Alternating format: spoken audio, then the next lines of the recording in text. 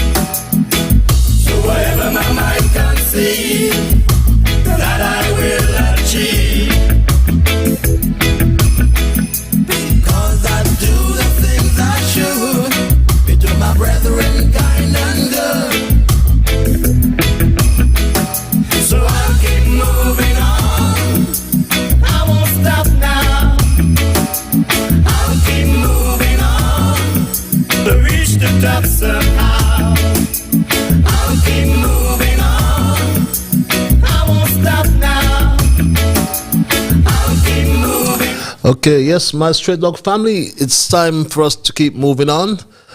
Do apologize for a little tardy start due to circumstances beyond our control, but it is time for me to say good night. Very pleasant night, St. Kitts and Nevis, and a very pleasant night to the entire Caribbean region, wherever you are. You know, we go as far north as Jamaica and beyond, and as far south as Trinidad and Tobago, saying goodnight to Barbados, saying goodnight to Montserrat, and saying goodnight to wherever you are in the entire Caribbean region. As a matter of fact, wherever you are in the world, because we do stream on the World Wide Web, on the Ian Patches Liburd Facebook page or his YouTube page. So I'm at liberty to say goodnight. I can say good morning and I will say good afternoon, because one of such greetings will be applicable to the region in which you now find yourselves. And if you're joining me for the first time, we do welcome you and trust and hope it's not going to be your last time. And just to inform you that Straight Talk is a participative program. Yes, by that I mean we include your calls and we include your emails. And if you're so minded to call, the numbers are 646-829-6672 or 869-662-6672. And Straight Talk is the program that we discuss all issues of national interest, be they legal, be they environmental, be they technological, social, economic, and or political issues. On Straight Talk, you do have a forum to express yourselves freely. Let's in the process continue to keep St. Kitts and Nevis as the freest country in the entire world. On this program, we tried to raise the level of national consciousness. We tried to raise the level of national discourse by alerting our people to their rights and, of course, to their responsibilities, certainly your obligations as well. And I want to thank Almighty God for blessing me with this opportunity, another opportunity to join you in conversation. It's a bit late, we started late, so I won't tarry too long, except we normally do our observations in review, that we look at the issues of the past week or days, and we reflect on those issues, and we ask a few questions as well, and ensure we see what has changed since and what can be expected next, and also what we have learned as a people, because it's a learning process. And as our first observation tonight, I wish to commend Minister Hendrickson, Minister Henderson, who is the Minister of Tourism, and who seemed to be, quite frankly, one of the only one of the cabinet members that is really producing. And Minister Henderson had this to say just earlier this week, to be exact. She said this. I want to announce that for the that means 13 calls from ships that would have never berthed here. In fact, we're having the biggest ship in the world calling here on the 24th of November. That's from Royal Caribbean. And so we continue to make strides in the tourism industry. Our stakeholders and our partners are certainly happy. Yes, and we commend the minister for making such strides, as she just alluded to. And just to repeat, she said we expect the world's largest ship next week, Thursday. And I'll bet my bottom dollar it will berth at the second cruise pier in Port Zante, or at Port Zante, next week, Thursday. And you know, one of the worst ministers of tourism we ever had in St. Kitts said he wants to investigate this cruise pier construction or cruise pier contract, you know. But we've long passed that, I believe, but nothing wrong. He can really uncover what he dreams he wants to uncover. Because the Canadian government, a matter of fact, it was a government-to-government contract, and we can testify, or there's testimony of the quality of the pier. And you can find such testimony in the number of cruise ships that go alongside the new cruise pier. And I'm sure that Minister Henderson would have, you know, armory in her hand when she goes to the cruise line principals or wherever she goes to sell the products, to sell the destination. She can sell that we do have one of the few destinations in the world that can accommodate 4 of the Oasis class ships, 4 of the largest ships in the world simultaneously. Yes, St. Kitts can. So my Straight Dog family, all I want to say, the pier is ripe and the captains love it. It is a beauty, it is a joy to see them lining up at mornings in the what they call the Bastia roadstead, or the harbor as we call it, you know, and getting alongside that new cruise pier. What a work of art.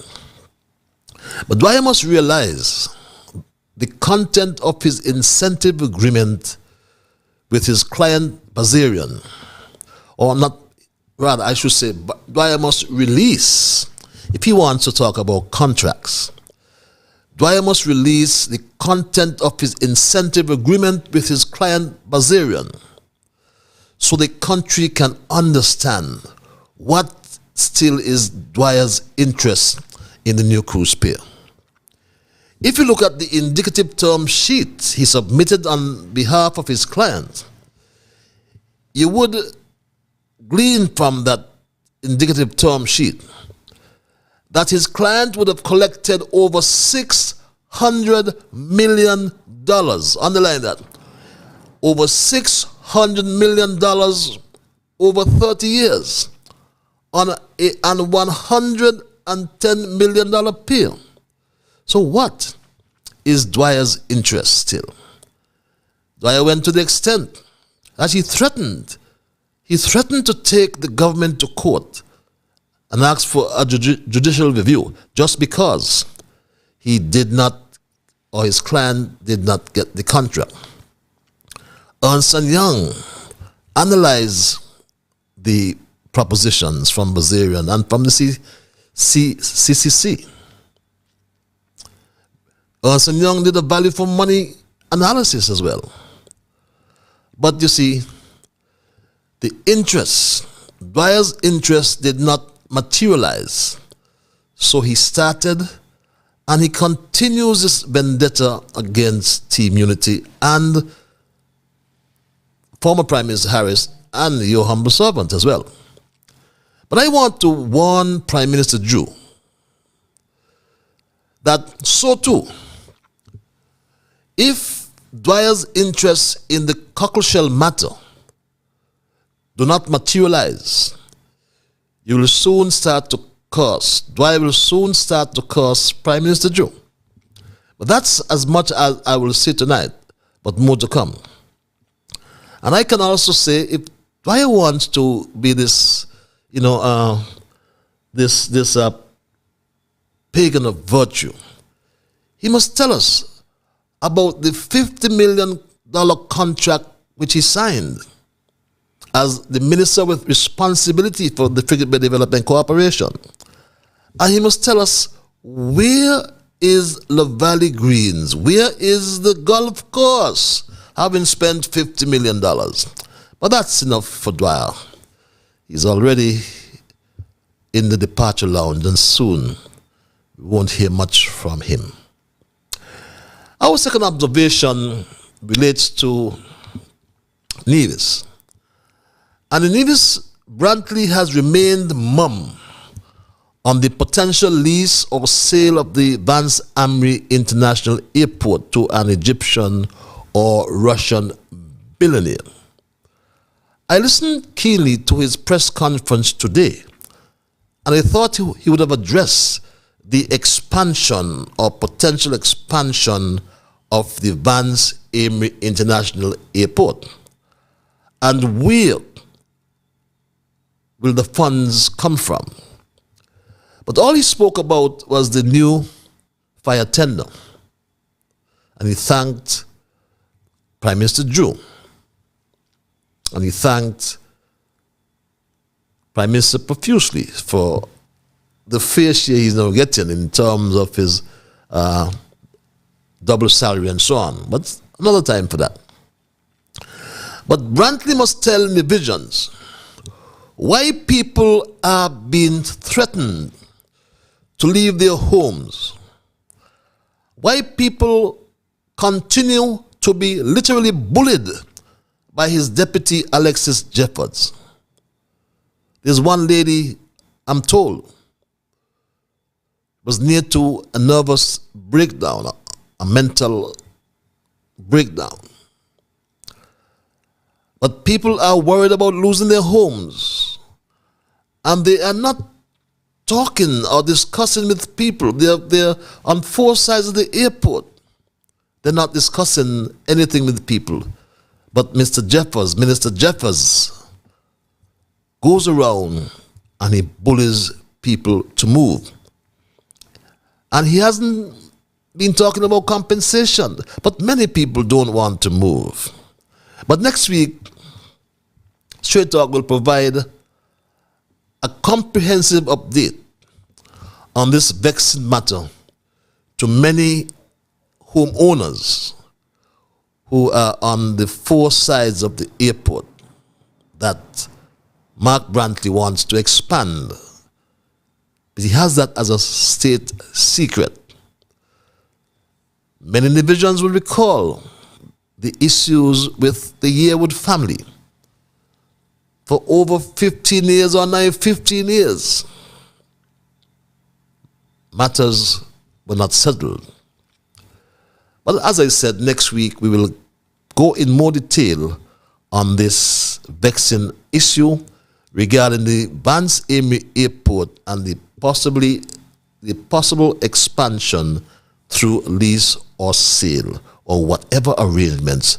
Mark Brantley must come to the division public and tell them the truth. They are asking me to ask you, Mark Brantley. So I did tonight. They also continue to ask if your firm, or the law firm rather, of Brantley and Associates, is it doing or have done any legal work for these investors? They've also asked me, what is in it for you, Mark? My Straight Talk family, the third observation relates to our CBI program and the transparency and or lack thereof as it relates to the operations at the CIU, or rather the operations of the overall program, I should say. Many of you have asked me to continue lobbying on your behalf for information. But your behalf is my behalf. Yes, I am the voice of the voiceless. And I will do so because I am not a palace guard, like I said. The PM announced he is heading to the Middle East to ensure that he revamps the program, enhances the program. But Prime Minister Drew refused to answer the questions that he got from the media. And I was really surprised and happy that the media has now got the guts to ask important questions, to ask questions that are of importance to our very existence as a people of St. Kitts and Nevis. So I was surprised when this question was asked at the press conference. When you market your CBI program, you can't say. Has the government been approving passports or citizenship for the prison project? And if so, how many, or has the project been shelved? What is the situation? And that was a straightforward question from Glenn Barth. The PM's response was quite interesting. Here's what Prime Minister Drew had to say. This is for a public good where we'll build a prison that is needed. And then you go back now and say, look, we have to switch in the middle of that. All those persons who might have had interest would lose confidence in your CBI program and can damage the CBI program. So the situation with that is that that program, we can't make a direct switch in it. So as far as that is concerned, because of how the CBI program is structured, we just cannot switch off a particular project that was marketed. Well, one can only interpret that response, or I will. Prime Minister Drew says you cannot switch. You cannot turn it off, which means the program continues. So irrespective of what Dwyer has to say, he has no influence on Drew. It is my belief that the people of this land do not want Galaxy to build any jail for us. We do not want Galaxy to build any houses for us. We want Galaxy to finish and open the Ramada, create jobs and economic opportunity, respect and hire local people, and engage in contracts with local providers of goods and services. Finish the Ramada. We don't want you to build a prison for us. We don't want you to build houses for us. Well, Dwyer can talk until he's tired. Galaxy continues to construct the prison. Prime Minister Drew also refused to answer this question. Good afternoon, LaShawn Dixon, St. Kitts Nevis Observer. My question to the Prime Minister. You just mentioned that you're planning a trip to the Middle East to promote the CBI. Last time we had a count of how much CBI applications had been processed was in 2018. The question is, how many passports have been processed up until this date? And how many citizenship applications have you signed off on since in the first 100 days since taking office? And second question is, what is the general breakdown of nationalities who are willing to get citizenship, economic citizenship from St. Kitts and Nevis? And Right. Is there a plan to put a cap on any nationality? Is there a plan to? Put a cap on economic citizenship? Right, so the questions you have asked are very good questions, and we'll have to get back to you on the numbers because they are very, very specific, and I don't want to not give you.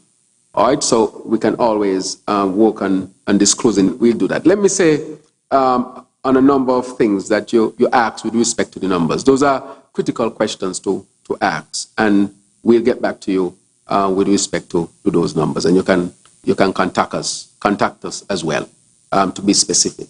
All right. But it's not a state secret. It's not a secret between you and the reporter. We know that you have signed over 1,500 applications. I'm told it's about 2,000 applications in your first 100 days. You must know that. You must know how many passports have been issued as the Prime Minister of this country. And that's one of the first things any astute Prime Minister would have asked and entered office. Because we understand that there are about 30,000 citizens out there from all parts of the world. They are citizens like you, Prime Minister, and myself. But we need to know. Our population on St. Kitts is just about 45,000. We haven't seen the report from the last census. I think it's still ongoing. But 30,000.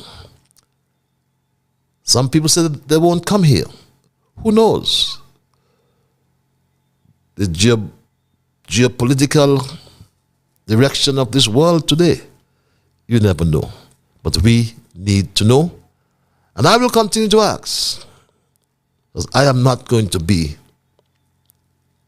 a palace guard.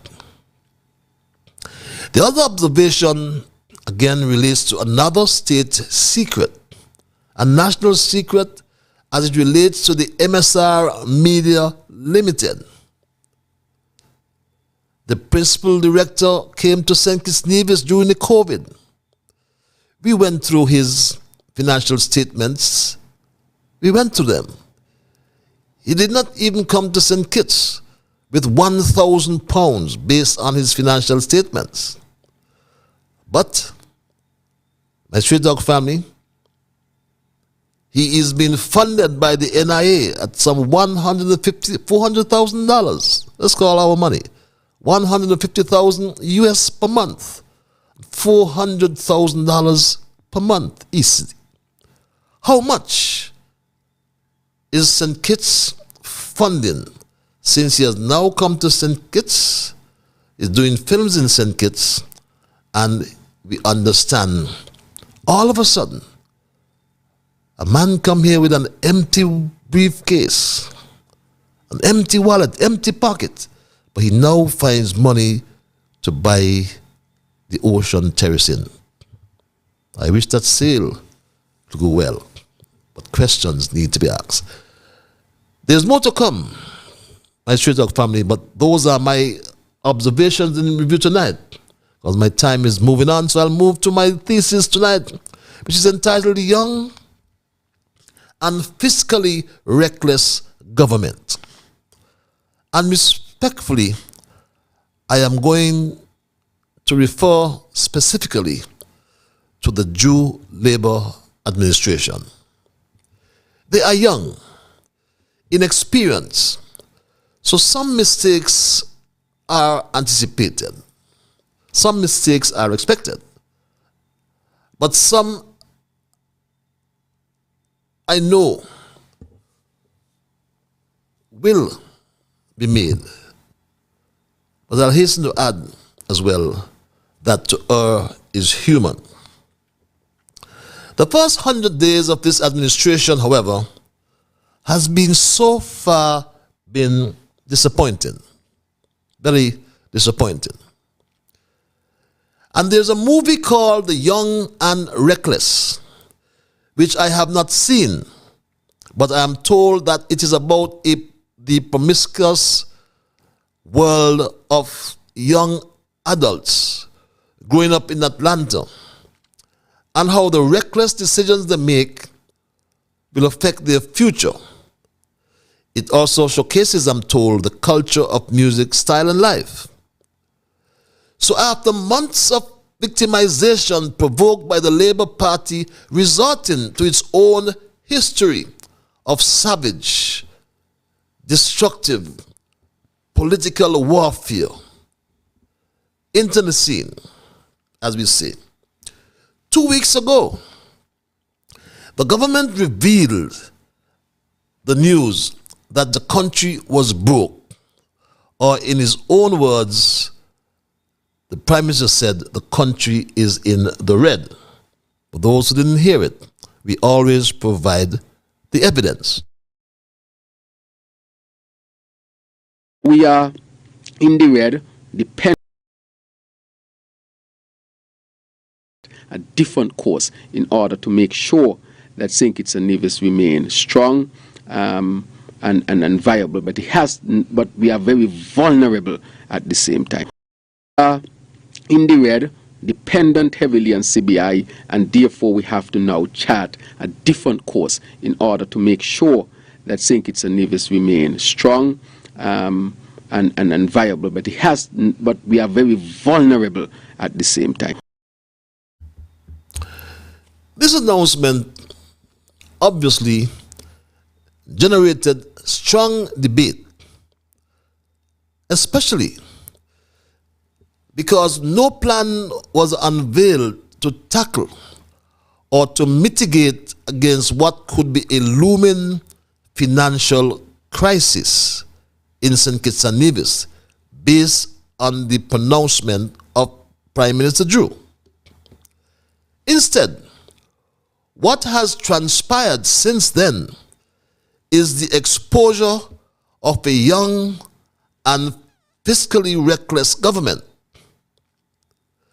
So as to put our discussion into its right context, there is still this big Douglas lie about $900 million left in the Treasury. But no report from the Accountant General was ever produced to confirm such a disposition. Furthermore, unlike the Douglas Labour administration,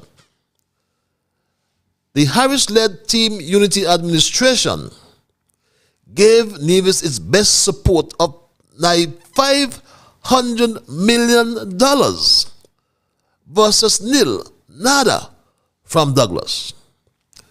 Team Unity under Harris redeemed hundreds of acres of lands from Douglas land for debt swap, costing $400 million. The Team Unity administration under Timothy Harris paid off the Douglas IMF debt of $117 million and had to deal with the worst pandemic in 100 years. Under Harris, Team Unity provided 3 stimulus packages amounting to another $200 million. Well, you know, mathematics, I've always told you, is my strongest weak point. So calculate that for me. I believe it adds up to about $1.2 billion. If the $1.2 billion was not spent, we would not have had just about $700 million, $688 million. We would have had near $2 billion left by Harris in the Treasury on August the 5th. But that's outstanding by any measure. However you want to judge that, it's outstanding, par excellence. And please note, the land for debt payments, the IMF debt, has to be attributed to the legacy of Douglas. He also left a legacy of giving nothing to Nevis, or rather the only thing Nevis got from Douglas was a small loan and a bounce check. With the country still recovering from COVID and people still unemployed, I heard that a box of chicken in Nevis moved from $15 to $30. I picked up 2 pieces of mackerel in the supermarket, which cost me about $25. The poor man can no longer eat dumpling and mackerel. Saltfish was. Fish is $14 per pound. Gas prices gone up. The poor people are suffering. Yet these ministers are gallivanting all over the world, even on private jets that some people are trying to defend. They even travel on their private jets as well. I am told that some travel within the region. This has been done because scheduling meetings, conferences, and so forth does not synchronize at all well with the LIAT schedule. So they have to find ways to get to the meetings and back. And that the use of charter services has been taken with regard to travel within the region. Now, it is not the preferred thing. And of course, you don't want the government officials to be traveling to every meeting in this day and age when you have Zoom and so forth. But they have to get their feet wet, they have to get known, and they have to know the players. Clearly, the propaganda is not being well. I am told that some travel within the region has been done using private chartered planes. And That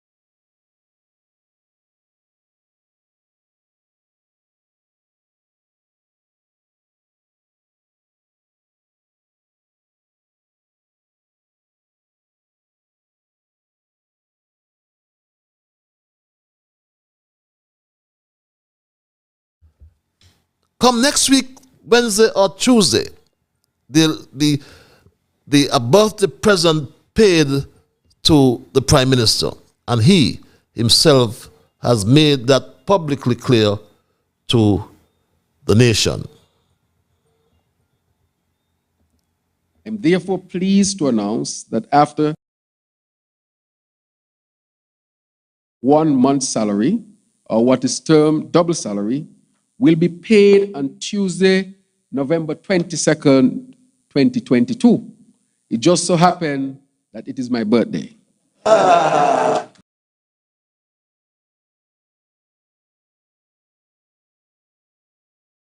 Therefore pleased to announce that after careful deliberation, an extra payment of 1 month's salary, or what is termed double salary, will be paid on Tuesday, November 22nd, 2022.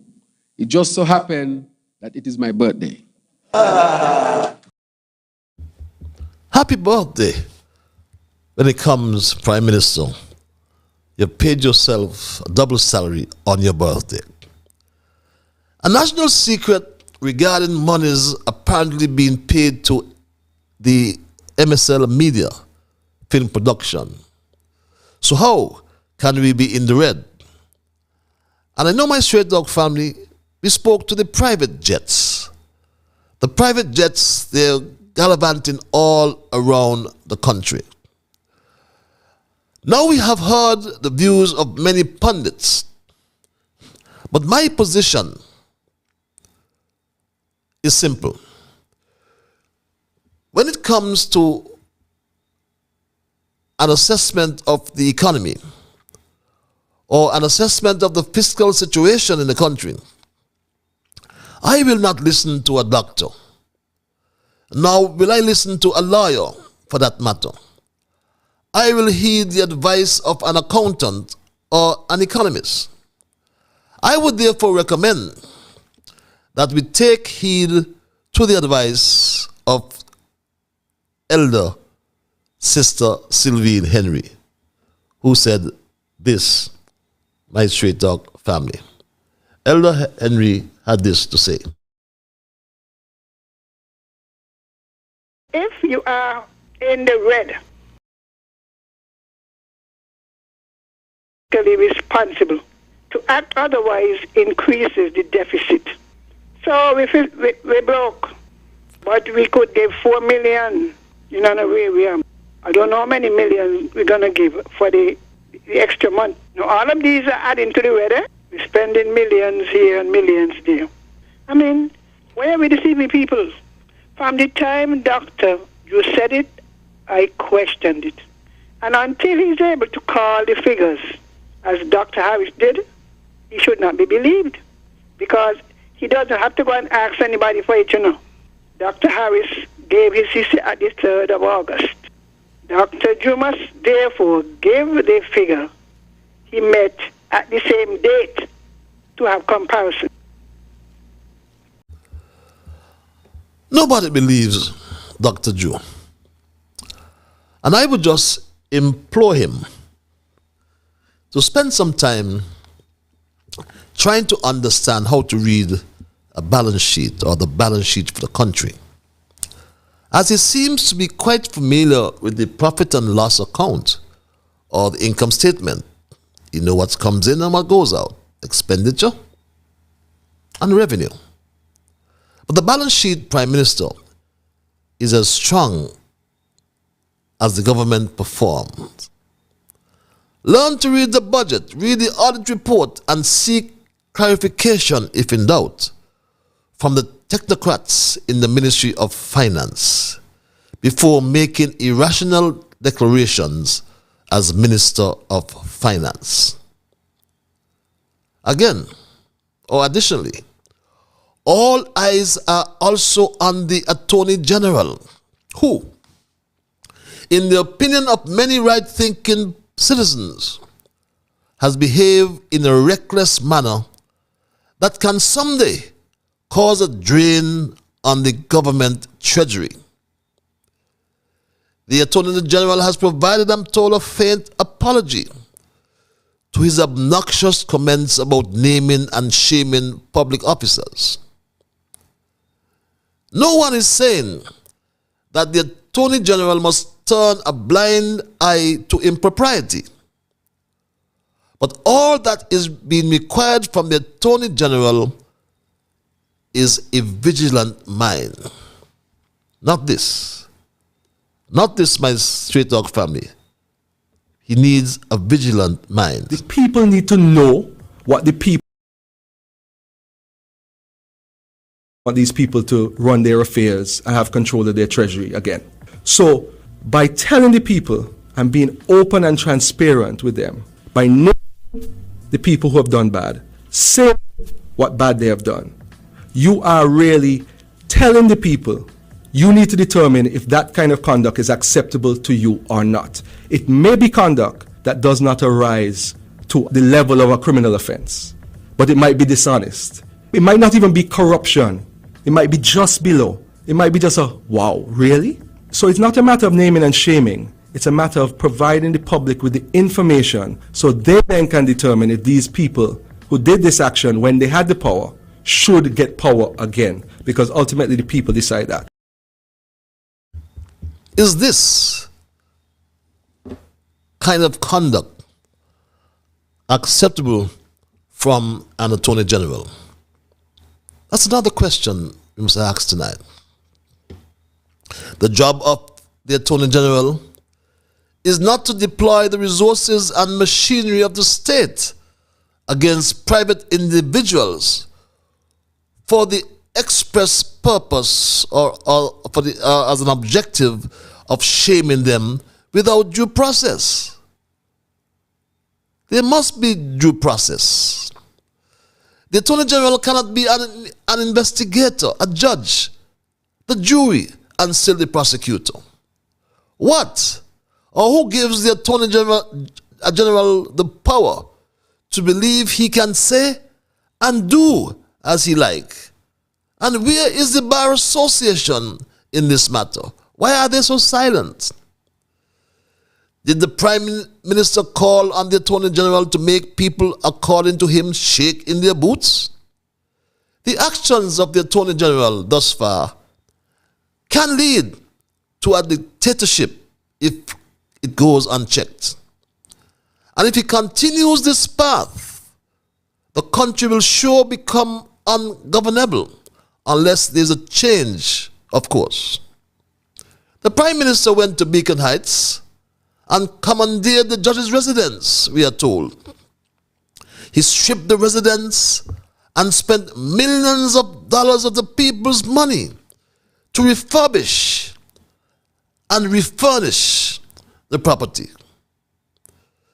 Dr. Drew must tell us as a nation if he wants to be a king or he wants to be a prime minister. The country needs relief, and one can only hope it comes before too much more pain is inflicted on the poor people by this young and fiscally restless government. That's my story tonight, and I am not going to change it. I will open the lines and hear your view. You are entitled to your view on Straight Talk. We accept all shades of opinion, as long as it's the truth, though. But before I open the lines, I always like to implore you to respect others, and to achieve that, you must first respect yourself. Let us try to be fair to all concerned. Let us try to build goodwill and better friendships. Let us, in the process of speaking your mind, ensure that it also helps to build goodwill. And in the process of saying and doing those things, let us strive to build a kind of gentle St. Kitts and Nevis. My lines are going. I want to thank this caller for holding. It's 10 before 9 o'clock. I'll take as many calls tonight. Caller, you're live. Good evening, Patches. Hope all is well, sir. I am peaceful, my brother. Yourself? Great, great. I watched the cabinet press conference, and, you know, I'm listening to you tonight, but I was impressed with what PNG said about him not wanting more than 2 terms. Yeah, 2 terms. My thing is 2 terms, 4 years. 5 years is too long. That's a lifetime. Now, I'm hearing all this other stuff. But I really, you know, I was really impressed with he saying he only, compared to Douglas who wanted to be there for eternity. However, if he's so secretive, you know, about not letting the people know how many people are buying St. Kitts Navy citizenship, it gives one pause, you know. Why the secrecy? I don't understand. Why all the secret? I don't understand. And this is going to take him down. Now, I think him and the AG, Wilkins, they can bring a big change to St. Kitts Nevis. Once they leave, you know, that Douglas labor doggery alone, you know, leave it behind. But we'll see. But these 2 guys could make a big change in city with integrity in public life and all this stuff. But I have to move away from that labor doggery that we get in. Okay? That little kid also, Isoline Phillip, he seemed to make the young people proud. I wish her good luck, She seemed very balanced, so I like that in young people. Did you see the remembrance that parade at the cenotaph? No, I'm afraid not. I did not. No, it was a big flop, Flopping what? When I was younger, I remember running to see it and then following the military all the way up to the barracks, But why do you say But flop, though? Eh? Why do you consider it? Well, I can tell you, I'm coming. I'm listening. Just the way the pending governor was dressed and the way she walked. She wasn't stepping with any class, and the dress she had on there like she get it from Fiscally. And I wasn't impressed at all. Everything is going down in sinkings. We still have to glad that we fought World War II, because Hitler would end up coming for us anyway. So, it's something we should be proud of. I used to follow that thing all the way up to the barracks, but it was looking really messed up. The girl have on a dress that you bought from Fiscally, and walking like, this is not the way we do things. Another thing we have to watch is that new speaker. The new Speaker of Parliament, after I heard you say that she was trained by that boy, Curtis Martin, I said, oh crap, Nevis is finished with. Because that boy, what a fascist, eh? Oh man, when it comes down here to this, I see the guy on TV, he scared me. And so if he taught her, it is going to be not. She wouldn't let Harris talk about what he had and what he did. What kind of crap is that? Okay. So you all have to be careful of her. No, one last thing. Tell Henderson, she had to clean up that filthy toilet below her office at Port Atlantic. Oh, what a mess that Grant left did. The filthy toilet that Grant left. It stinks, filthy. And that's where the clothes go. When they get off the boat, they walk straight there. What a filthy people. Anyhow, pass it like and say more, but I'll leave it at that. All the best. Have a good one, sir. Thank you for your commentary as usual, your intervention. And I do agree with you. I told then Minister Grant many times about that filthy toilet there. And all that traffic goes through the Pelican Mall. And it don't take a lot to repair or replace those toilets having water running outside there and tourists trying to get in. That's not good for us as a destination. Caller, you're live. It's 5 before. Hello, good evening. Good evening, my dear. Yes. Good evening, our Patters. How are you? I'm mad and I'm vexed. Looking at the land of Legreek, right? You only got to pay the surveyor and pay the courthouse $2,000. I have to pay $15,000. I give me land $15,000 and $299 a square foot. Not because I live on it for all those years. They're supposed to just get title deed. Cause I got to wait 30 years to get my title deed to take. So this ain't not good for with parliamentarians who do that. So we because I got to pay for my land $15,000 and he had that them cook just got his stuff. And looking at the hotel where you're talking about, they ain't supposed to sell nobody overseas, the hotel. And they looking at the slim thing. They're not supposed to let them come with us, but I will on them. Because I will work hard and sweat hard to bring in labor. And I will do because you don't let nobody lead you. Please do not run the country broke. Thank you. But it's safe dirty home. Thanks a lot, my dear. Have yourself a wonderful night. You got land, you said. That's good. Very interesting, Land is power. That's very important. Blessings to you, Mr. Liburd. Thanks for another enlightening program last Monday night. You're always on point. I made a decision not to listen to the Prime Minister's press conference. They're just a lesson in futility. These so-called journalists lack teeth. They put their political affiliation before their profession. With respect to Dr. Harris, Dr. Harris never provided the lists of countries who hold St. Nevis passports, and bet your bottom dollar Dr. Drew won't. These are the things that journalists should investigate. Just continue what you're doing, even if it's one-man choir. Please be careful. Thanks a lot for your guidance. And yes, when you heard Drew respond to the question, I said he gave us a doggy. Caller, you're live. Hello, good night. Good night, my dear. Yes, Mr. Liburd. Ms. Casilda, that those land, people on them was what land?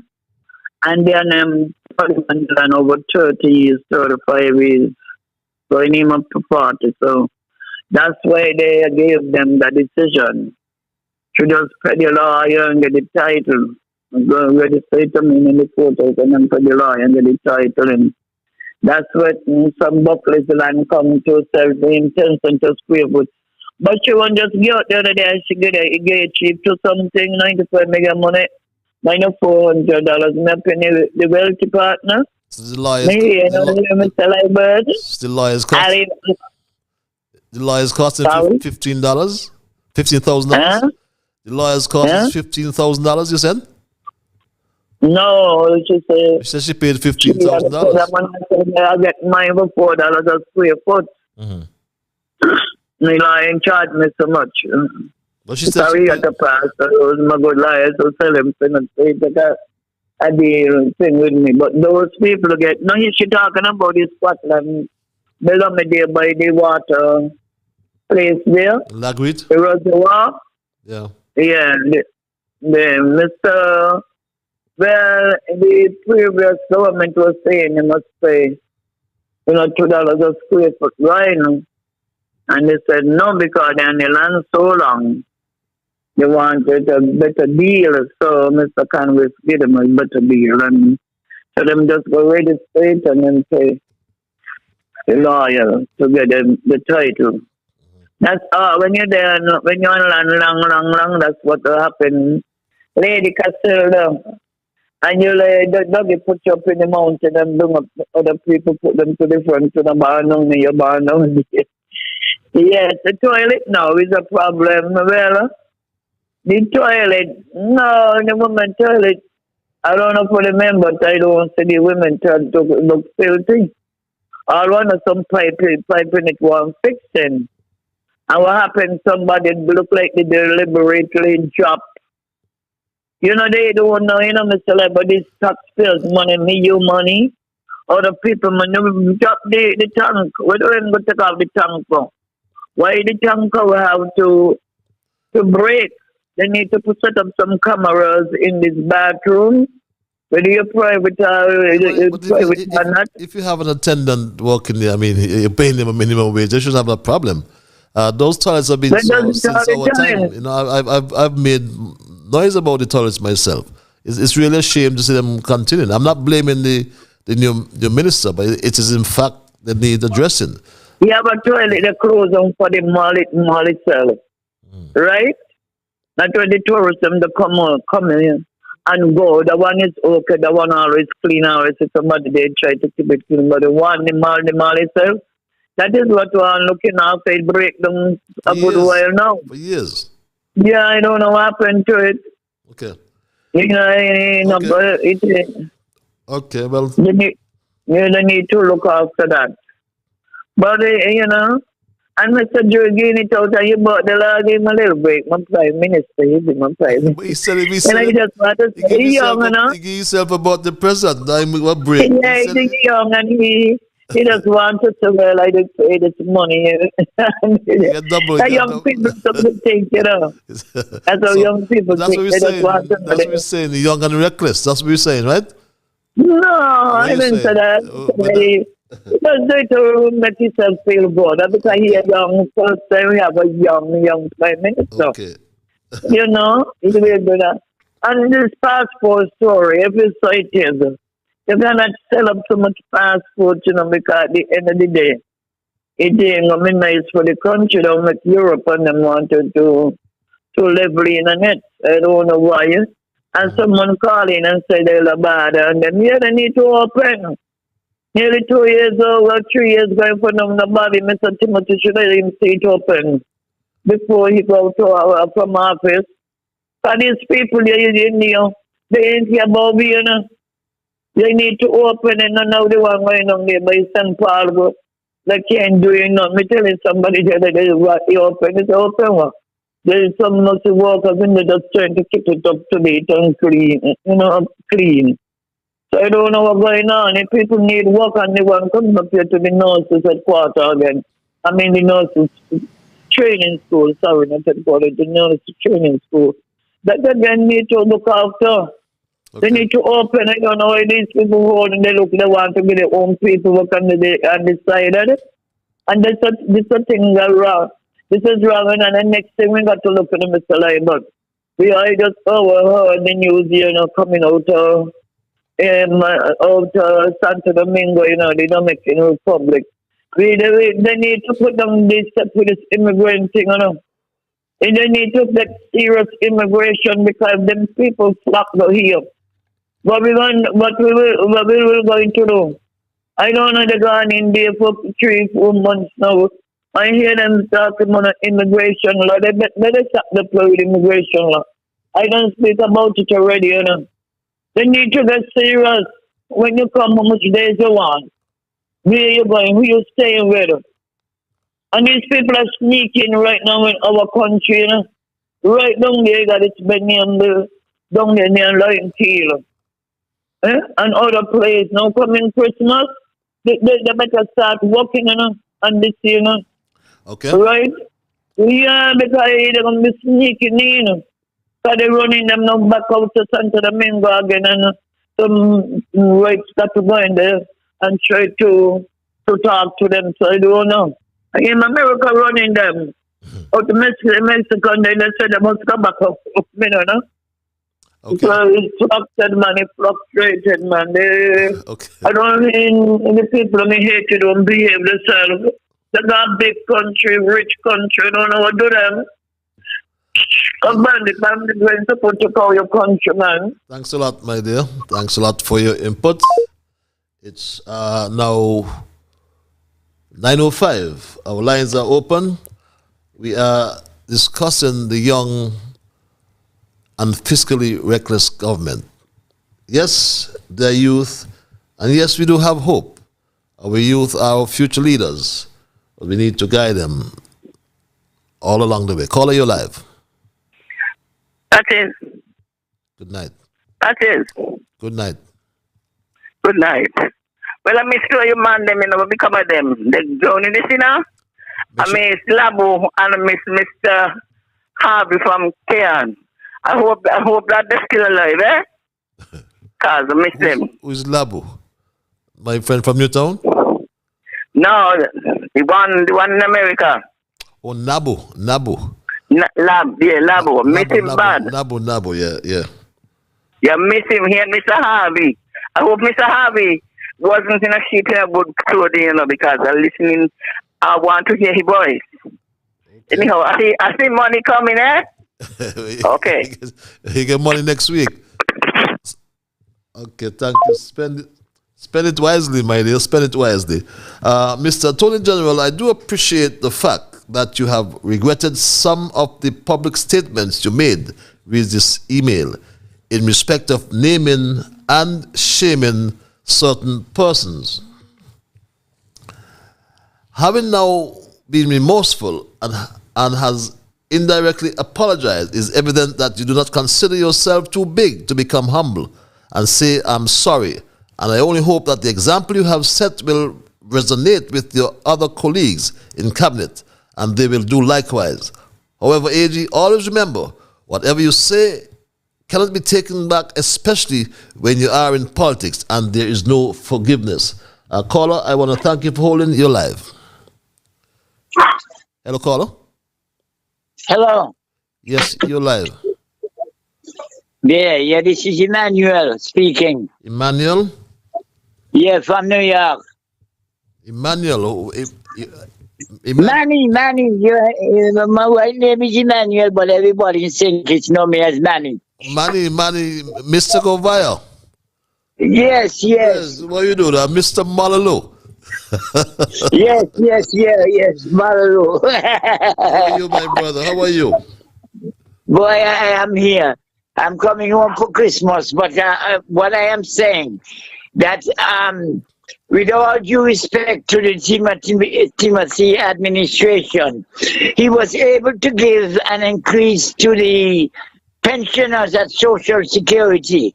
And during the past 20 years or so under the Labour administration, pensioners in St. Kitts have never gotten an increase.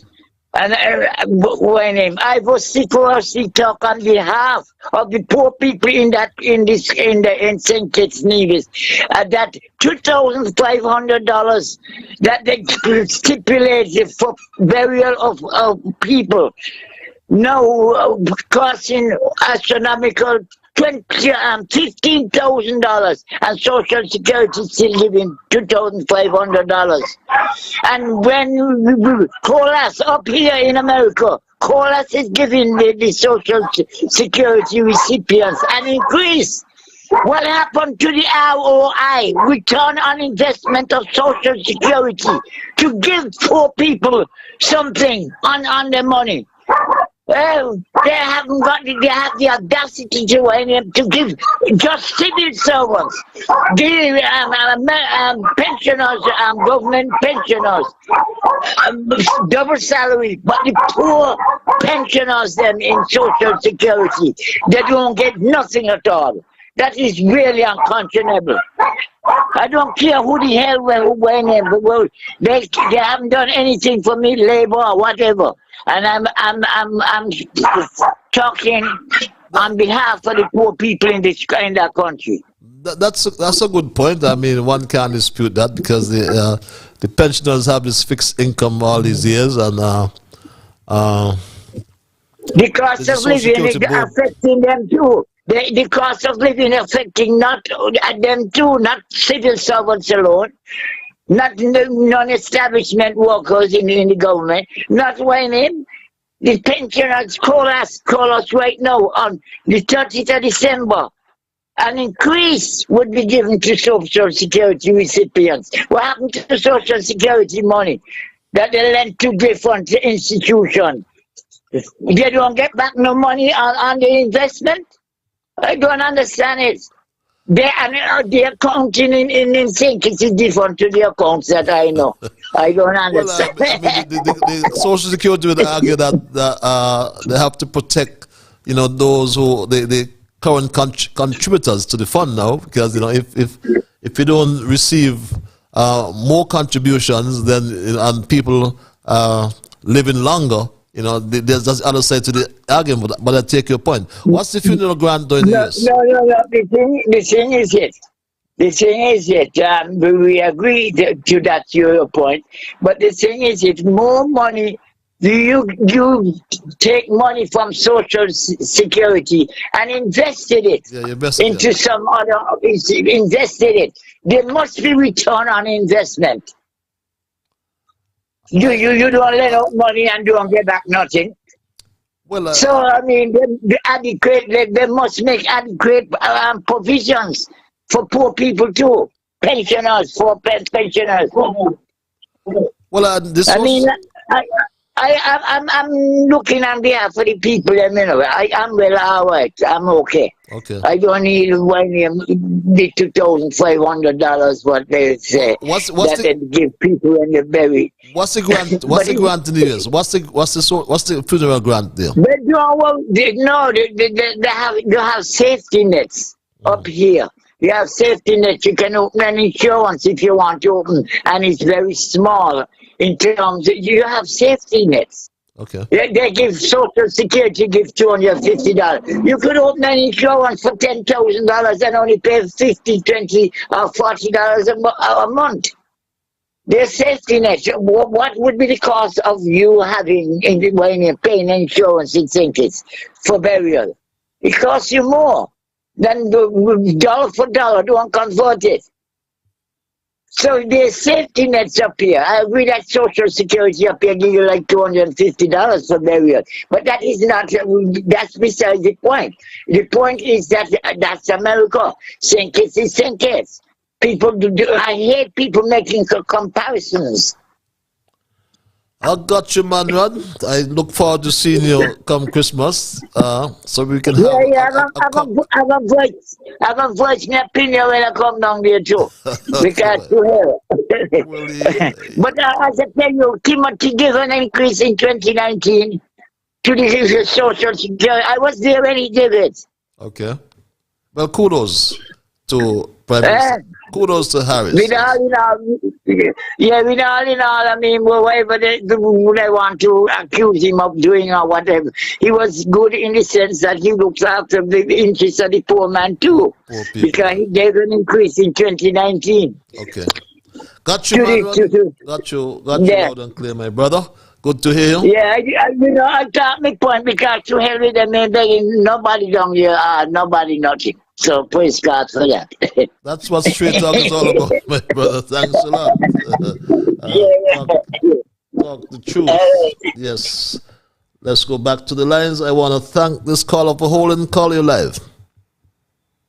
Yes, Mr. Patches, the man is so right. Because they take up the money, right? To build places behind me here. Right, but behind Best Buy there. What does happen to the money? First, they build them, from any retire coming from over they buy them, cash or whatever, but I don't know. They take out so much money out the social, and nobody knows what they do. What they do every day. When other things want doing, I heard Mr. Joe say something about. Let me ask you a question, Mr. Patrick. New hospital, and they could have just developed the hospital there to go back and knock down the old one and do some kind of reform thing. They bring it up to standard and so on. They say them put in new that, equipment here, but the new hospital, where we don't put on it, it need a new burying ground. The burying ground running out, and I don't know who give them this law. A long time ago, when they burying the dead, they tombing. Some people doing double tomb. If I die before my husband died before me, they got extra whole part deal. But I don't let tombing. And they following this Jamaica style of a color. Nobody say nothing. What happened to them? We follow fashion too much. You also be nice and white and thing. And looking beautiful.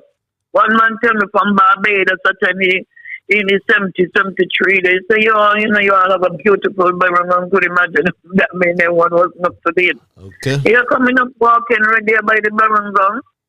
So they need to do something. And what happened to Mr. Patrick walk across there? All down to the end of the wall and was supposed to be fencing the putting the burying people. Nobody got no control over the burying ground or what. It's all going out of order. And I bet them clean out the hydrant there by the big gate. Okay. I don't call in already there boat up in January, February. It's full. I'm a mop. Where the water come down from the reservoir, when the pressure of the rain, thing it down. Nobody cleaning it on a pasture. They're looking there, you see nothing but dust and the plastic bottles and okay. Nobody's seeing over the place no more. I'm full of grass. Okay, my dear. Clean. That's no man. Thanks a lot. Thanks a lot for your oversight, my dear. Thanks a lot for your input. Many election workers were not paid the amount they submitted for their overtime work for the recently held election. It is alleged someone in the AG's office changed it, saying that's too much money for poor black people, and paid what you think they deserve, not what they worked for. Not what their work worth, beg your pardon. In fact, up to today, some persons ain't get a red cent, not a dime for their extra work. Thank you for holding, caller. You're live. Yeah. Patches. My lord. Yeah, good night. Good night, sir. Mr. Culture. Okay, I'm here. Good night, everybody. I thought you went to Montserrat. No, I ain't going yet. I ain't gone yet, man. I ain't gone yet. I got some things yet to do. Okay. What's on your But I got my partner up there checking on it, you know? Okay. Yeah, because he just talk to me on our local telephone that we make. Okay. You know them small telephone out of 2 milk can and a piece of twine? Start once upon a time, man. We come back. Okay. No, I just hear you play some clip here tonight with some people. Doya Astafan, he's the number one. When you hear some politicians criticizing another political party, sensible people who are observing closely, they should walk off and go home. Before you go tell them, look, talk about the issues and don't come and talk bad about somebody. Because when you get in that person's position, you're going to do the same thing. Do you have to find if he had get the contract where you want, when you were building in your peer, he would not have all them comments to make on it. And you remember they were saying that the pier out there building shark infested waters? Well, I wonder what happened to the shark, then they must come splat now. Because the world biggest tourist boat on dock up there. Pier spoil. You were saying something? So the pier spoil. Yes. Pier spoil. So, enough of that with Dwyer. Dwyer believe that he is the only person who was buried and resurrected. And that is only Jesus. He believes he is that. Is nothing Dwyer go into unless he ain't at the head ruling, he ain't feel it. He's going to find fault and make fault with it. Anyway, enough of he with the peer. All the time we were telling you, expose the man down there with La Valley Golf Course with the money where he signed contract with, and he come and saying that apparently he want me say, why did I sign? You need to be playing that the long time that the whole world know what kind of person he is. Now he can't go criticize Dr. Joe. And he ain't criticizing Dr. Joe constructively. Destructively he does not criticize. But that is expected of he. Now look at this government, you know. They've been talking about Dr. Harris got all his family them working here and putting them on our kind of board. Well, Dr. Harris' family them was easily observed because all of them carry the same title, Harris. So therefore, anyway, there is a Harris. You must know because all of them carry the same title. But look what happening here now with this government. All kind of ministers got all kind of family and wife in all kind of big job and all kind of board. But you see, he ain't so absorbent because all of them not carrying the same title like Harris. All of them got different titles. So you got ministers, got wife, daughters, men, all kind of people on board and carrying all over the place, and they were criticizing Dr. Harris. So when you dig in a hole, dig out, because when you're standing up, there is room for you, one for you. And the next thing I got to say again, Dr. Joe say that the country is in red. Well, if the country is in red, who paying for all those travelers who going in the airplane plane every minute, up and down the place, especially the one down the road? He travel the most out of all of them put together. And the country is red. But those tickets, what they pay for ain't $50, you know. Because from here to St. Thomas and St. Martin, you see what the price is, never mind going all the way where they went up there. Who don't want to fool?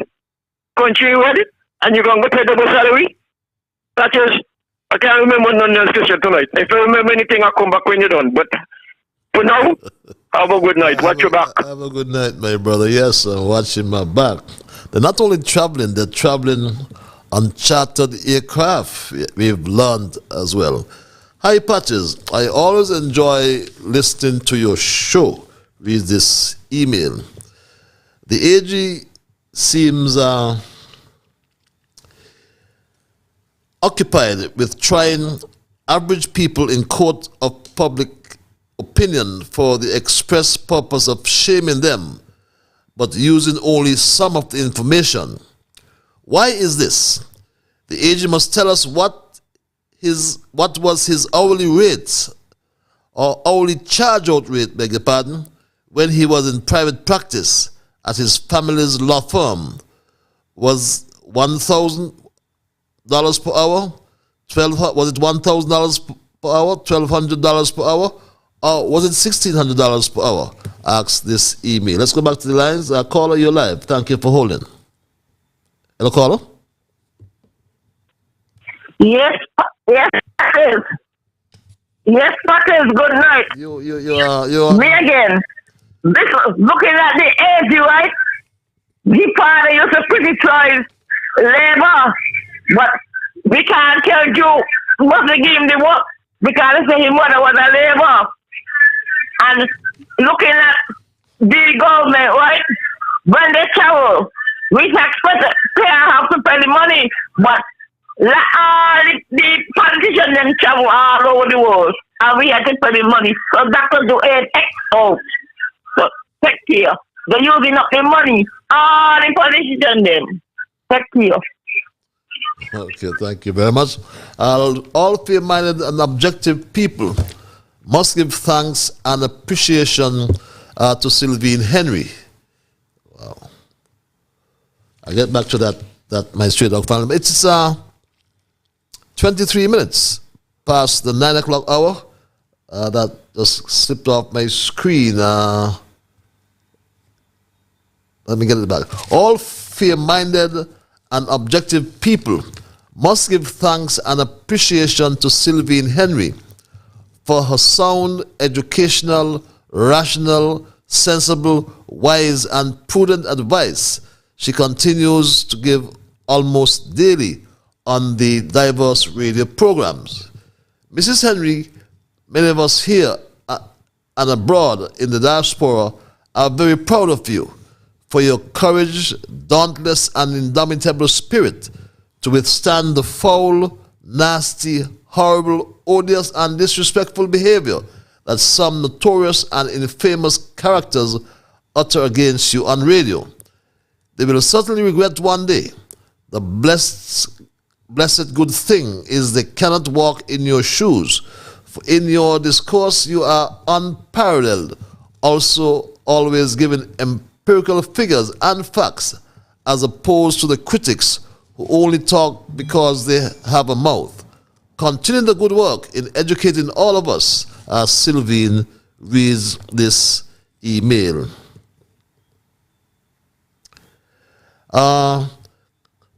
Good night, Patches reads this message. Come December, we are waiting to see where they will dock the world's largest cruise ship. I hope they use the spoiled pier. So far, most of the ships dock at the newest of the two. The newest world's largest ship comes next week, in fact, my dear brother. Let's go back to this email.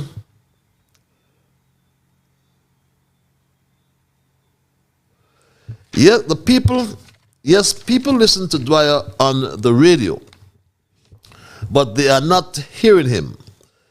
This is what an influential and robust supporter of the Labour Party said to me. I asked him to be more specific, and he said, well, Dwyer is just a mischief maker. He has tried everything in life and failed. He went on to say the last thing he was working on was to form a union calculated to undermine and diminish the labor union, and he failed miserably. So you see what I mean? Labour and others listen to what he has to say, but no one is taking him on seriously because he has absolutely no credibility. Many people have been warning Drew to keep Dwyer at a distance and don't be deceived by his utterance of high praises for you. It was the same praises he gave to Douglas and Harris, and when he did not get what he bargained for, he had the worst things to say about them. So Dr. Drew, brace yourself for your share of abuse and attacks when he does not receive the projects he wants. He will turn day into night for you. Dr. Drew reads this email. And I believe that someone said to me that he is the I'm trying to find exactly what they sent me. It said his tongue is a weapon of mass deception. That's what I was trying to find. Sorry about that. My Straight Talk family, if you've just joined me, it's 9:27. Tonight we're looking at our caption tonight, our thesis entitled Young and Fiscally Reckless Government. And respectfully, I am referring specifically to the Jew Labor Administration. They are young, inexperienced, so some mistakes are anticipated. But some are not, though I will hasten to add that to err is human. The first 100 days of this administration, however, has been to many rather disappointing. And a friend of mine told me about a movie called Young and Restless, which I have not seen, but was told that it was about the promiscuous world of young adults growing up in Atlanta and how the reckless decisions they make will affect their future. So after months of victimization provoked by the Labour Party resorting to its own history of savage, destructive, and political warfare, 2 weeks ago, the government revealed the news that the country was broke. Or in his words, the Prime Minister said the country is in the red.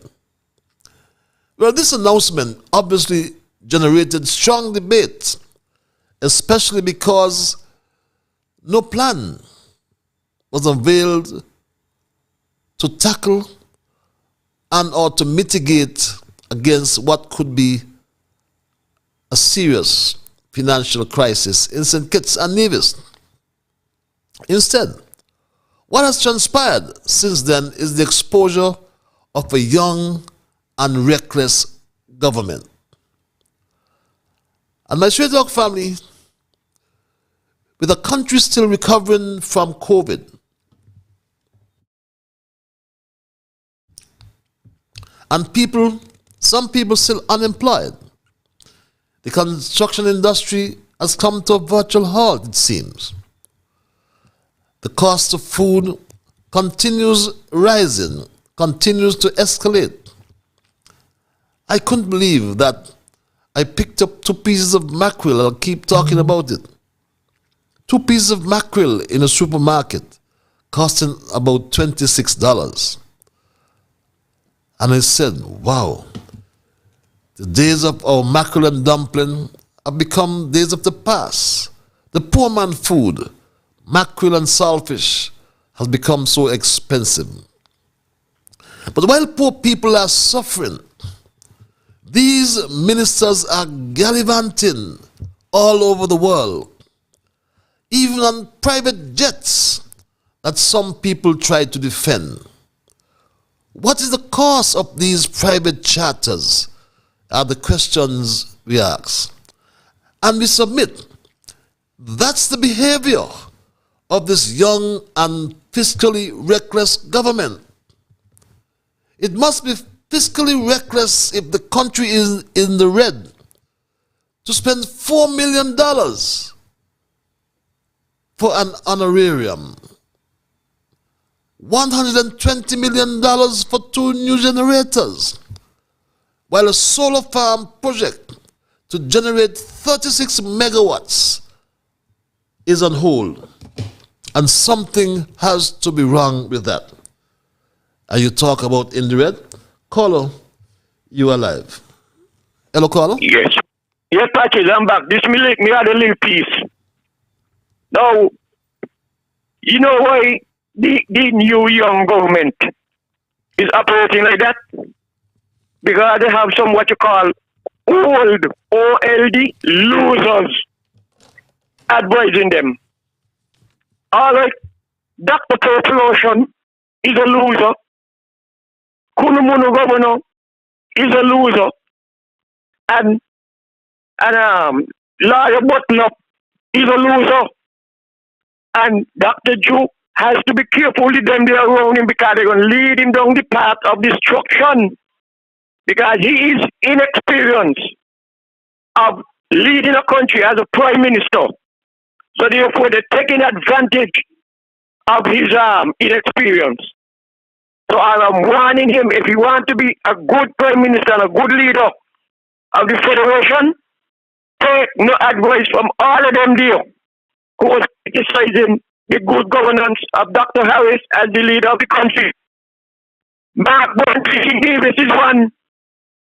He get up there talking about fair share for Nevis, fair share, and then he come down here, went on a platform over Cairn and cursed the devil out of Dr. Harris. And then Sean now, who was supposed to be the next prime minister when Dr. Harris' term is ended, Sean went go follow him and curse. What Sean did wrong, Sean let losers put foolishness in his head. Put him out, tell him out in the army. They know how the weatherman say we ain't gonna come. And they tell Sean, don't worry that, no, we ain't gonna come. And when they see the rain coming, they run in the house and shut the door and leave Sean out there in the yard getting wet. Now look what the Mark went to be. Look where he be, up and down hugging up the Douglas. And then he want to be now part of the Labour government. But Dr. Joe, watch them, watch he, because just what he do with Dr. Harris interior unity, break it up, that is what he going to do, because he always got it in his head that no Kitty Sean supposed to be no prime minister over here. And that is why he went after Sean like that, because he didn't want Sean to be no prime minister over him. And Sean couldn't see that. But anyway, Sean, you have a chance to ask the people, apologize to them, tell them you're sorry you make such a mistake, and you ask God to forgive you, and you try down where you were. You ain't too late to come back. Now, this new government, they intend to finish the new prison, as you call it. Why they continuing that? And they don't want to continue the construction of the new school when foundation has been dug. Why? Because what? The new school ain't gonna get nothing out of it for the pocket, but the new prison they're gonna get their on the table cut. Those are things for people to watch and study carefully. Anyway, Patrick, that's it until next week. Have a good night. Have a good night, my dear brother. Thanks for your intervention as usual. I would like to congratulate Mr. Kevin Brown of Win FM Radio, reads this email, for the manner in which he conducted Voices on Tuesday of this week. He was very professional and demonstrated a great measure of objectivity, fairness, integrity, and professionalism to the callers, especially when Miss Henry and McMahon had their back and forth differences on the subject matter. Mr. Brown allowed both sides to present their arguments without any intervention from him to say who he agrees or disagrees with, unlike the regular host who invariably intervenes and demonstrates his bias against Miss Henry and shortening her invaluable contribution by saying there's another caller trying to get in, but never once condense or shorten McMahon or those abusive critics of Miss Henry, but always seem enthusiastic when Miss Henry is being attacked. Teach them, Kevin, the proper way to conduct Voices, reads this email. This other email reads,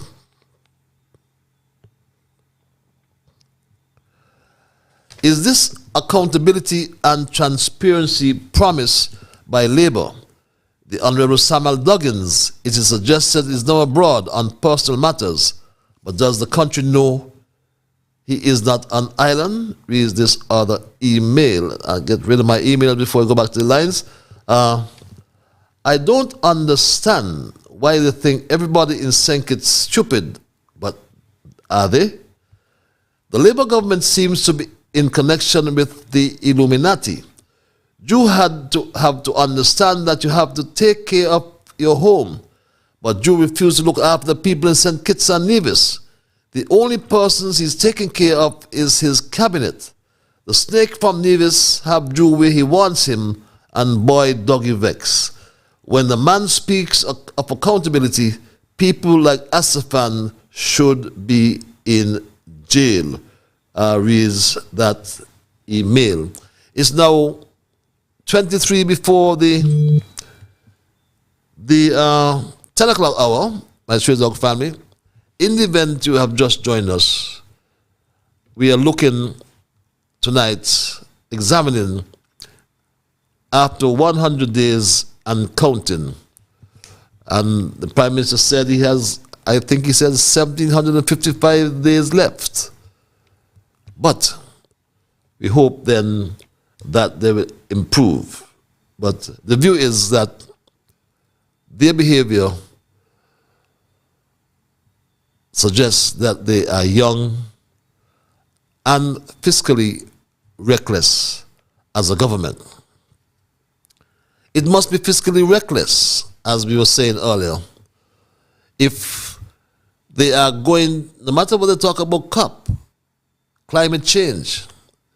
Imagine you're going to spend over $100 million on 2 diesel generators when there is a farm, a solar farm approved by the last administration that would generate 36 megawatts, 16 megawatts of base load from solar, energy from the sun. But that's on hold. And yes, you talk about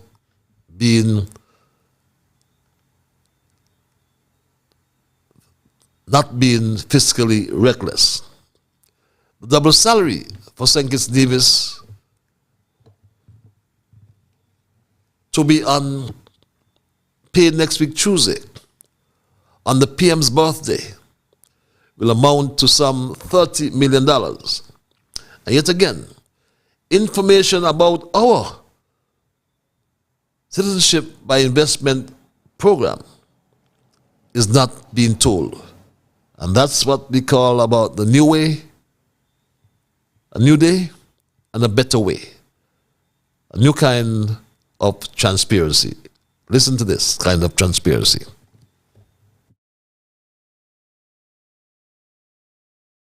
The Prime Minister, you just mentioned that you're planning a trip to the Middle East to promote the CBI. Last time we had a count of how much CBI applications had been processed was in 2018. The question is, how many passports have been processed up until this date, and how many citizenship applications have you signed off on since in the first 100 days since taking office?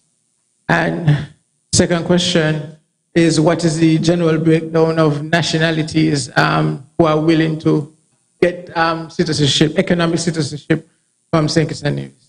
And right. Is there a plan to put a cap on any nationality? Is there a plan to put a cap on economic citizenship? Right, so the questions you have asked are very good questions, and we'll have to get back to you on the numbers because they are very, very specific, and I don't want to not give you.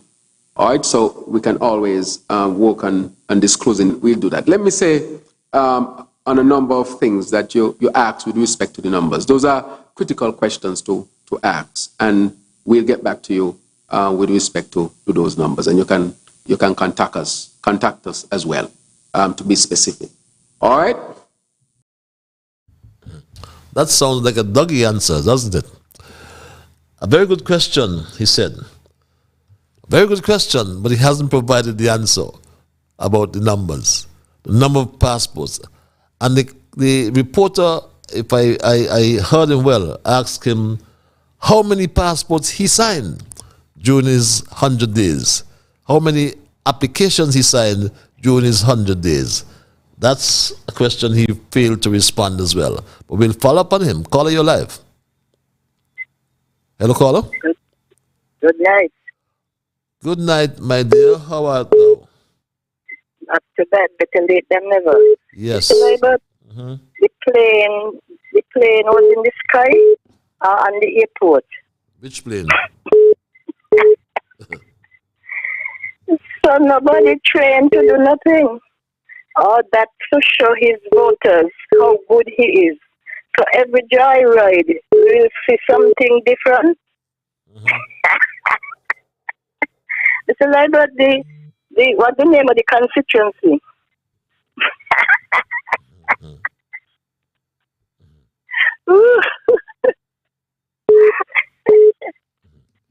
Mr. Liburd, everybody for the houses at Wellington Road don't get them. I can't hear you. I'm not certain, my dear. I haven't followed that up, quite frankly. It's a shame. Oh. Yeah. Because I want to know if the pastor will give them out.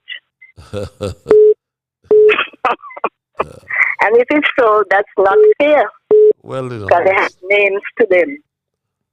Well, they said nothing is fair in politics. What I want to speak about is the good the best Prime Minister doing, and I ain't going to stop. They just want to vex with me. He don't help them. He don't put roof over their head. They're saying something good when the people they made here. When they come back, they say something. When they come back, they want them to know that what they were saying. You understand what I mean? But Timothy with God and God with him. No, Mr. Liburd, if the pastor politicians say in school and windows rotten, this their turn to find something to do. No more fault finding. They said Timothy was not doing nothing. Find something to do. Wherever they had to put the school and prison, they have to put it still. Everything was there to do. You say your representative did not go away with everybody. He can't go because he's the deputy. You speak about some kind of money. When culture was asking him about the American pet, he was not studying him. He would never get to go again. He would never get to term again. I'll be back if I could get back. Having a good night sounds all the time like Alice in Wonderland. I go straight back to the lines. Caller, you live. Hello, caller. Good night to you, Patches. How your night going? I am peaceful, my dear brother. I am. Giving thanks. I hear we just coming off and I being the reason, right? So I saying, let me try again before you close off the program, no? So I just say, what is your discussion have tonight engaging to the people of St. Nevis and the entire world via internet service? Can you give me a feedback, please? Well, we're looking at the young and fiscally reckless government. Okay. We find the view is that they're fiscally reckless because they're gallivanting all over the world. We just learned they go on private jets. The Prime Minister said that we're in the red, but spending this money in such a wasteful manner. And that's fiscally reckless. That's just the view. Well, I just like to add something here tonight. Tomorrow will be I born strong of giving thanks to my mother and my father for giving me breath in life within the powers of the Almighty. So I'm thankful for being at this time going to see my light within the joy of the earth coming in at the born of November. So thankful. But I would you like to say something? I was going to say happy Earth Day when it comes. I wish you many more. Well, thanks a lot, Brother Patrick. Thank you for your good words of strength and words of inspiration going forward, you know. And we'll be smoking ganja from tonight till Saturday morning. So that is all my mood for my outline.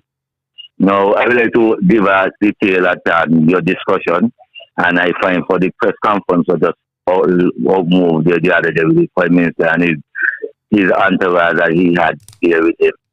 I find that the media house again is playing secretly within the questionnaires when they're asking questions.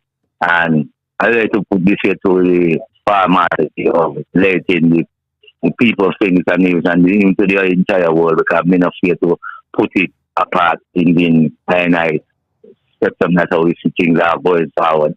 I know right now they say they are moving forward to give the people some kind of double salary and moving forward to give them some fat days.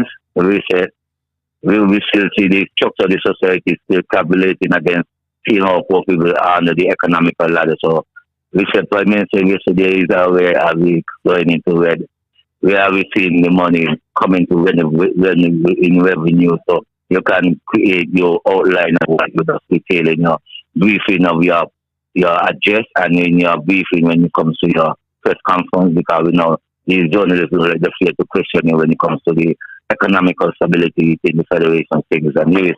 But me can count and me know when no college and me glad they tell you the kind of scale and they call them the computer and them other things. But I got a brain where we function by spiritual activities and we don't feed to question no part of this Federation leaders, whether it's Simmons, Douglas, Timmy, Dr. Joe, and whoever come after him. Once I have a physical blessing in the light that the Almighty give I will be a putting forward agitation to get people that have full view of how the economical standard in things and it is going forward.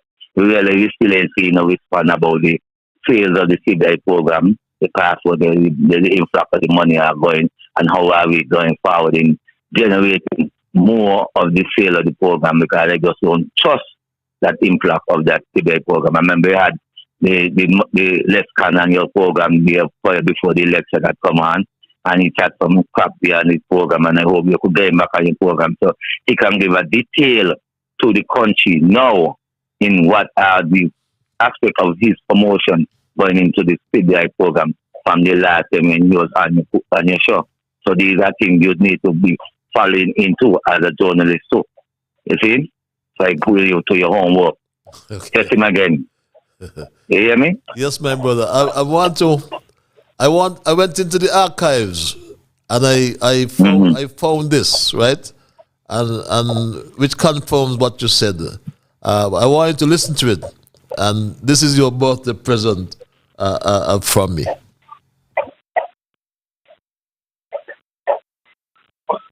I don't make no statement for no politician. I make statement for different no politician with the Labour now come our party around this atmosphere we have today. Because these politicians are cheats and liars, and I could tell anyone of that. Because they are really committed to the people, are only committed to our well-being, to be well rich. And I ain't fit to tell anyone like that. When you say you all, who you really mean? The situation. Well, let me talk, please, Mr. Prime Minister. Well, but you cannot say those things. You all are tricks and liars. I will not accept that on this program.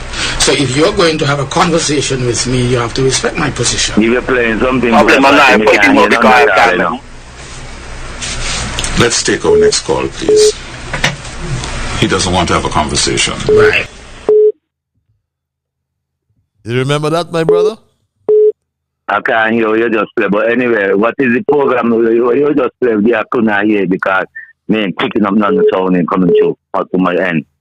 You could just give me a details of what players so I could outline. He actually back in 2014 was trying onto the then Prime Minister's program, and he silenced you, right? Oh. No, yeah, man, I know how to handle Denzel Douglas, you know.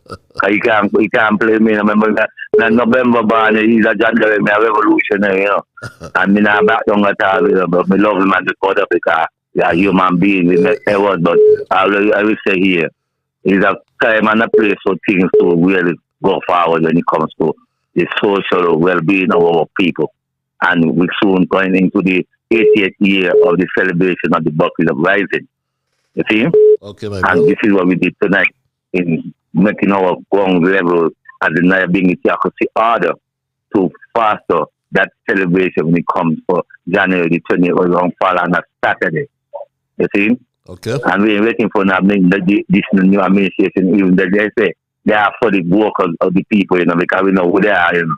But we say, if you are serious in giving the 5 pillars that we all laid to the whole entire country and the world, We must nationalize the land, get it back from Colorado, let him know that this is time now.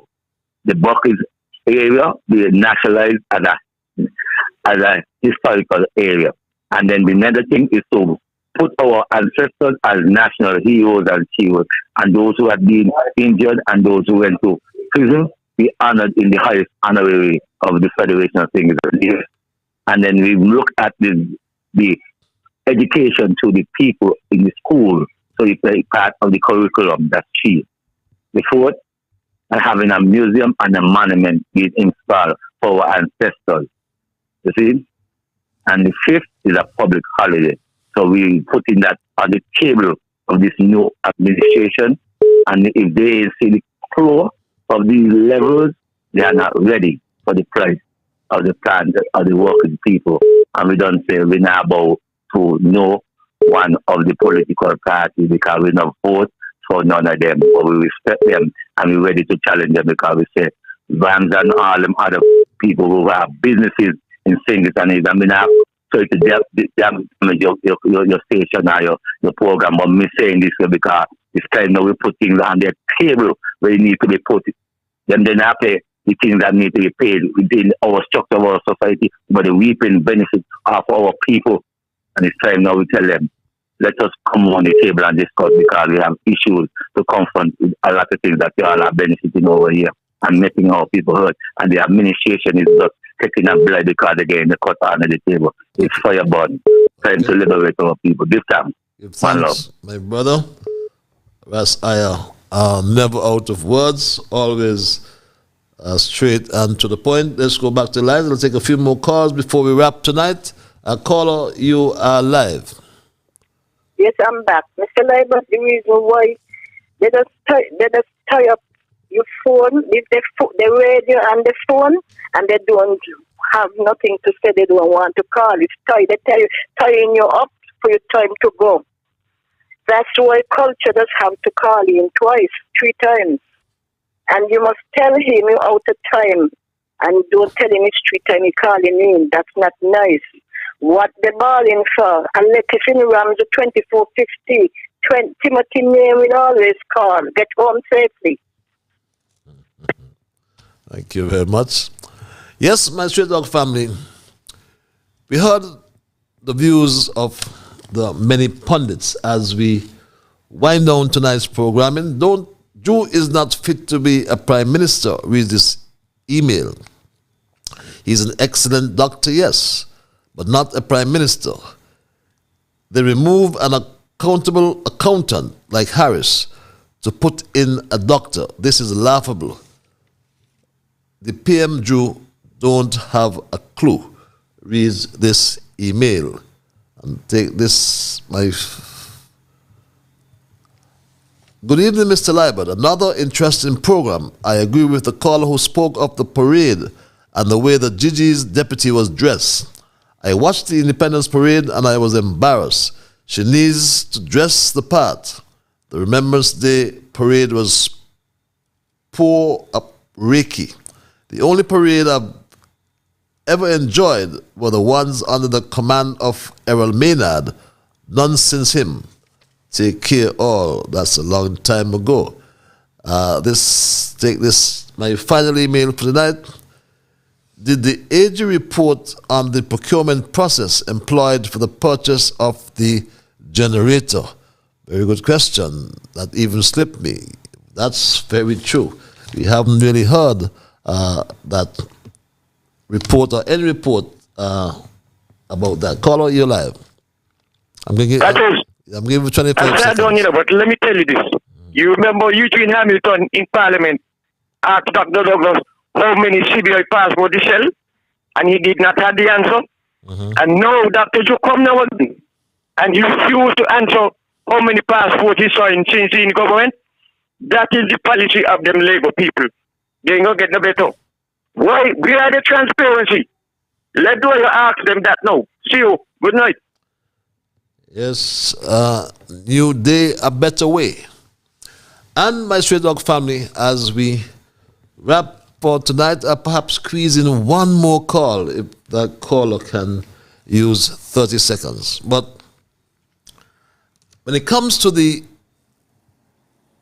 economy or the fiscal situation of the country, I'll take this and make this my final call for the night. Caller, you're alive. Papa, you look like they want me to talk tonight, right? You just got it, my brother. You're lucky. Patrick, you look like they want me to talk tonight. I wonder why, Jam. Watch it. I wanna touch briefly the awardees for the National Carnival. I think Buffalo Soldier, they should award him for 50 years to carry the carnival concert was. And Hillary Warner and Patsy, the first Irish Town School Queen, she should have get an award for the years she taking part from a young girl in school. You have to get things right, you know, because I could call about 3 men who ain't watching carnival, and do watching carnival and they get an award. Ellie Matt deserve that, and others, Sydney, Osborne and others, but you have about 3 of them. No, I really pushing these people, especially Cons, the Buffalo Soldier, the man who bring the spirit to the people when it comes to Christmas and Carnival, playing music and said all night. True. Now he down, man, give the man away for him before he dead. But to be truthful enough, Patrick, when you got some people who like to be in things, some of them shouldn't be in them committee because they know the history. And when you're doing things like that, you gotta know the history of this carnival. Yep. You understand? Patrick, have a good night and be safe. Have a good night, my brother, and be safe as well, and be healthy. That's the way we're gonna end it in terms of our calls tonight. My lines are going, but I'm done. I gotta run soon. And I was saying, for those of you in particular who joined us late, we discuss as our caption tonight the young and fiscally reckless government. And I suggest, you've heard the views of many pundits, but I advance a very simple position. When it comes to the economy or the fiscal situation in the country, I will not, and you should not listen to a doctor, nor should you listen to a lawyer, like the one who's always on the radio, believes he knows everything. I will heed the advice of an accountant, especially a PhD, like Timothy Harris, or an economist, like Elder Henry Sylvain. And I would recommend to all of us that we take heed to this advice from Sylvain.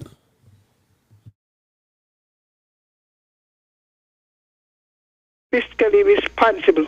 To act otherwise increases the deficit. So if we broke, but we could give 4 million, you know, I don't know how many millions we're going to give for the extra month. Now, all of these are adding to the weather. We're spending millions here and millions there. I mean, where are we deceiving people? From the time, doctor, you said it, I questioned it. And until he's able to call the figures, as Dr. Harris did, he should not be believed. Because he doesn't have to go and ask anybody for it, you know. Dr. Harris gave his sister at the 3rd of August. Dr. Jumas, therefore, gave the figure he met at the same date to have comparison. And that's sound advice, because there's some people who still peddle the Douglas lie about $900 million in the Treasury. But no report from the Accountant General was ever produced to confirm such a disposition. Furthermore, unlike the Douglas Labour administration, under Harris, Nevis got its best support up to $500 million versus nothing, nada, nil from Douglas. Under Harris, Team Unity redeemed hundreds of acres of land from Douglas land for debt swap, costing $400 million, paid off the IMF debt of $117 million, and had to deal with the worst pandemic in a century. Provided 3 stimulus packages amounting or costing another $200 million. Add that, if your maths are as weak as mine, you'll get $1.2 billion. And add the 600 or nearly $700 million left in the Treasury, according to the Accountant General, I'm told, on August the 5th. That's almost $2 billion. But that's outstanding by any measure. The land for debt payments, the IMF debt, must be attributed to the legacy of Douglas. He has left a legacy of giving nothing to Nevis, or rather, the only thing he did was to bounce a check for Nevis. But with the countries recovering from COVID and people still unemployed, the cost of food rising, the cost of fuel increasing, poor people suffering, yet ministers of government are traveling, gallivanting, as I say, all over the world, even on private jets, no matter what excuse they give you. That's the behavior of this young and fiscally reckless government. That's not good. A national secret, or national secrets to keep. What's happening? How much money are you giving to the MSL Media film production? So how can we be in the red? Now we have heard the views of many pundits. As I said, I won't take the views of no doctor or no lawyer. But I would ask you, try to become familiar and try to understand how to read the balance sheet. You need to know the overall balance on the accounts of government. Yes, you understand profit and loss account or income statement, it seems, because you talk about your revenue and expenditure and you talk about your deficit. But the balance sheet, Prime Minister, is as strong as the government did or performed. Learn to read the budget, read the audit report, and seek clarification if in doubt from the technocrats. And you do have some good technocrats in your Ministry of Finance. But do that before making irrational declarations as the Minister of Finance. And all eyes are on the AG as well, who in the opinion of many right-thinking citizens has behaved in a reckless manner that can someday cause a drain on the government treasury. The AG has provided a faint apology to his obnoxious comments about naming and shaming public officers. No one is saying that the AG must turn a blind eye to impropriety. All that is being required from the Attorney General is a vigilant mind. The kind of conduct we see coming from him is unacceptable and has to change. The job of the Attorney General is not to deploy the resources and the machinery of the state against private individuals for the express purpose of shaming them without due process. Not at all, Mr. AG. The days of victimization and outing people are long gone. We are now civilized. Let us act as a civilized people. Not victimization. Those months of victimization provoked by the Labour Party resorts to its own history of savage, destructive political warfare. The country don't need that anymore. Let's just come together. We need a togetherness in the country. We need to all hands on deck. But the country needs relief. And one can only hope it comes before too much more pain is inflicted on the poor people by this young and fiscally reckless government. That's my story for tonight, and I am not going to change it. But my time is done, and I gotta run. I want to thank Almighty God for guiding our conversation tonight, and as always, I want to thank you, the many callers. I want to thank the emailers. I want to thank all who logged on the World Wide Web, on our Facebook and YouTube pages. Some of you just listen. We can't forget our big bad Win FM Radio 98.9. Let's hail Trent and Jamster, who make it possible for us to beam across the country. I want to thank you all. Have yourselves a good weekend. Be good to all whom you meet. And remember, whatever your mind conceive, that you will achieve. But first of all, you got to believe. So when you wake in the morning, thank God for the morning light and thank Him for taking you through the night. And my Straight Talk family, keep moving on. Bye-bye. Until we connect on Monday for another edition of Straight Talk. Have yourselves a wonderful, blessed weekend.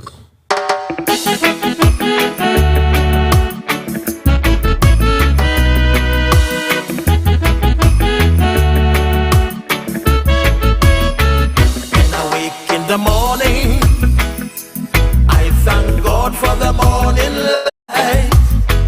Give Him thanks and praises for taking me safely through the night.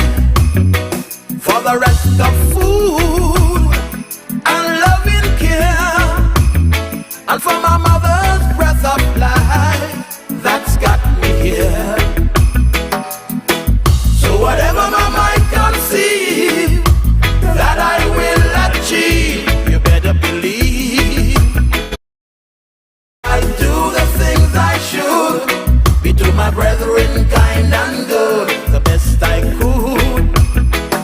So I'll keep moving on, I won't stop now.